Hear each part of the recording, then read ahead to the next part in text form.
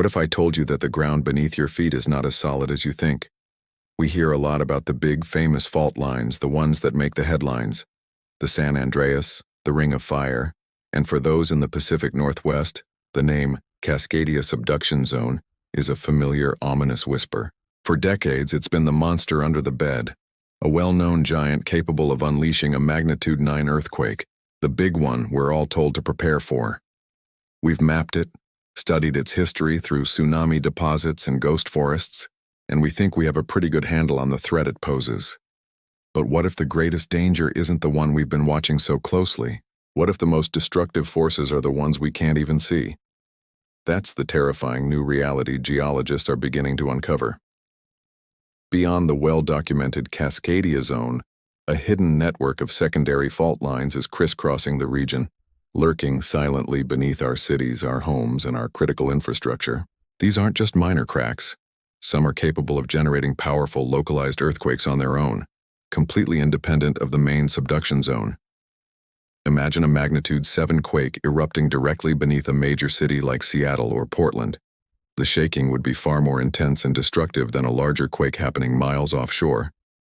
This isn't science fiction.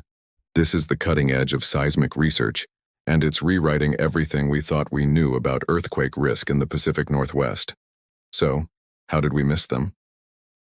The answer lies in the complex geology of the region. For millions of years, the Juan de Fuca plate has been diving, or subducting, beneath the North American plate. This process is messy. It doesn't just create one clean break, it warps, twists, and fractures the overlying continental crust in countless ways. Thick layers of sediment, deposited by glaciers and rivers over millennia, have acted like a thick blanket, covering up these fractures and hiding them from our traditional mapping techniques. We were looking for the elephant in the room, the massive Cascadia Fault, and we missed the swarm of venomous snakes hiding in the grass right at our feet. The breakthrough came from a combination of cutting-edge technologies. LiDAR, which is essentially laser-based radar, allows scientists to digitally strip away vegetation and soil, revealing subtle features on the Earth's surface called scarps, small, step-like changes in the landscape that can indicate an active fault below.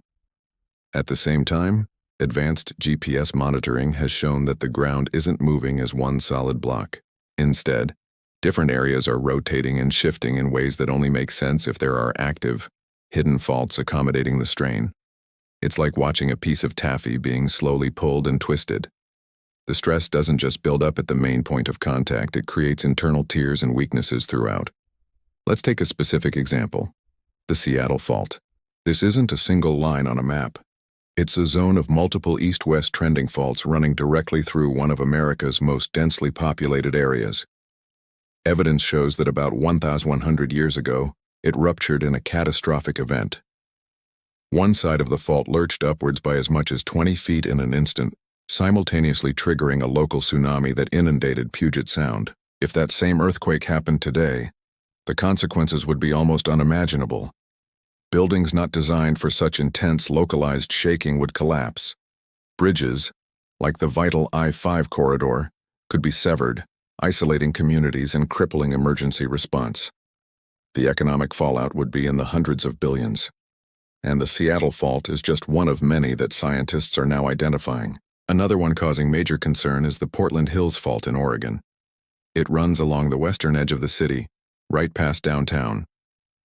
While it appears to move more slowly than the Seattle Fault, it's still accumulating strain.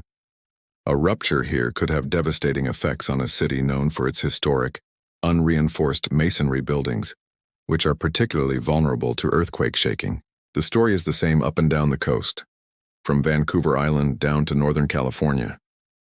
Each new discovery of a hidden fault adds another piece to a much more complex and dangerous puzzle than we previously understood.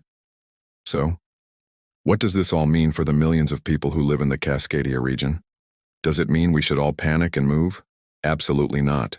But it does mean we need a radical shift in our approach to preparedness. The big one from the main subduction zone is still a very real and significant threat, but we can no longer focus on it exclusively. We have to prepare for a multi-front war against seismic hazards. This new knowledge is a powerful tool. It allows us to update building codes focusing on retrofitting vulnerable structures in newly identified high-risk zones. It means we can refine our emergency response plans, preparing for scenarios where a city might be a seismic island, cut off by damage to local infrastructure. It also means that personal preparedness is more critical than ever. The shaking from one of these crustal faults could be so intense and immediate that it might sever water mains and knock out power for weeks, if not months. Having a robust emergency kit with water, food, first aid supplies, and a way to stay informed isn't just a good idea. It's a necessity.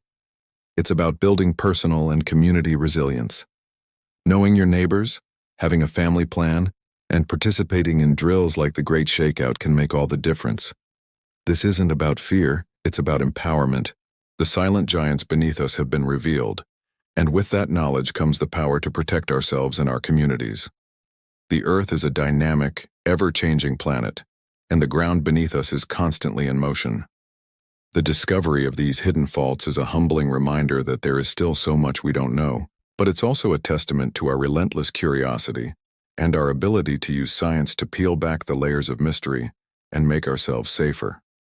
The work of these geologists is heroic, providing us with the critical information we need to build a more resilient future in the face of these silent but powerful forces of nature.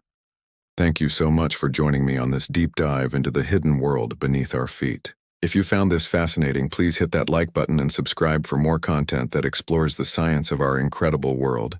Stay curious, stay safe, and we'll see you in the next video.